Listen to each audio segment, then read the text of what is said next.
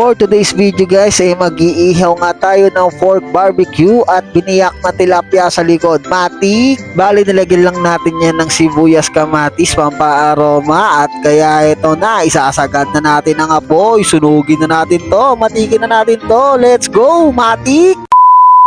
For today's video guys, bale nandito na naman tayo sa aming munting tahanan at ayan nga ang aking pamilya, nagkikwentuhan talaga. Pagka nagtumpukan talaga yung mga babae, matik yan, kwentuhan malala, kwentuhan mahaba, matik. Si Potpot nga pala guys, ang kay Chef Boy Negro natin for today's video at ayan, 2 set na nga ng kalan ng kanyang ginagamit para mabilis daw at paparami na agad ang maluluto natin, matik. Isang kalan lang kasi guys yung gamit natin kanina kaya medyo mabagal at tinabot na tayo ng hating gabi. Buti na lang may extra kalandi uling si Yongbex kaya medyo mapapabilis ang pagluluto natin. Marami pang nakasalang, marami pa ang isasalang gabi na, mati. Talagang busy si Chef Boy Potpot dito sa pagluluto natin at yan nga, may nangangaroling pa sa pinto namin. Bigyan kaya yan, mati. Habang busy si Potpot sa pagluluto at pangangaroling si Lily ay ayan, relax si Nico, mati. Dito pinahiwalay nga sa akin at pinahiwa ni Potpot yung mga pork barbecue na lulutuin natin dahil medyo hindi maganda yung pagkakatilan, hindi naghiwa-hiwalay at medyo matataba at malalaki yung ibang hiwa dito, matik. Dito talagang seryoso na si Potpot na magluto at pabilisin pa ang mga pork barbecue natin at ayan, napapaso-paso pa, matik. Minekos-mekos na ni Potpot yan, matik. Gusto na kasi talagang matapos si Potpot yung pagluluto ng pork barbecue natin dahil ang mga kabataan, ayan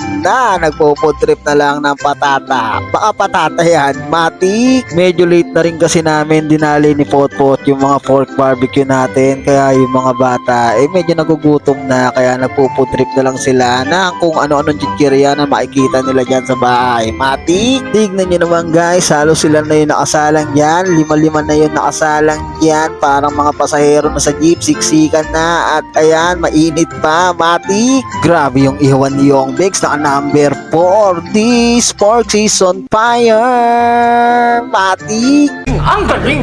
Medyo mahina pa daw ang apoy ng kalan ni Yongbex kaya inutusan pa ako ni Potpot kumuha ng maliit na windmill, matik. Windmill yan at dito tinutok ko na nga sa kalandi uling para talaga lumakas agad yung baga ng ating iyaw-iyaw, matik. Dahil nga sa maliit na windmill na to guys, napabilis nga yung pagluluto natin ng pork barbecue, matik. Talagang nagbabaga agad yung mga uling panis ang mga balita, matik. Tignan nyo naman guys dito, medyo mag-tricks pa ako dito. Malapar nation ang galawan natin dito. Let's go, boo! Kita na buga, matik. Pagkatapos nga ng malakas na buga na yon, pagtagpi-tagpiin na natin ang mga plastic na yan para maumpisa na natin ang ating pagkain dahil anong oras na rin, hindi na nga rin namin inintay maluto yung tilapia guys dahil anong oras na, matik. Habang pinagtatagpi-tagpi nga nila yung pinggan na gagamitin natin, gumawa na si Gabi ng sausawan natin, toyo na may sili, matik. At ayan, pork barbecue na kukulay na ng toyo, matik.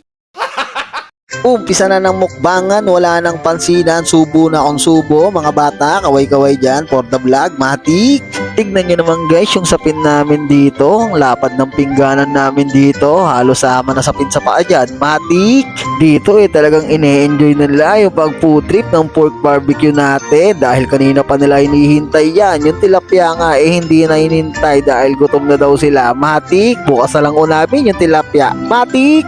Ang sarap talaga guys kumain pag ganito kayo karami, kahit masikip, kahit dikit-dikit, ala sige, dukot, kuha ng pagkain at subo matik. At dito ako naman ang testing ng ating nilutong pork barbecue at ayan na, first bite, unang kagat, grabe, juicy, parang tsinelas, matik. Maraming salamat guys sa oras at panonood nyo. Please like, follow, and share na lang ng page natin. Salamat, matik.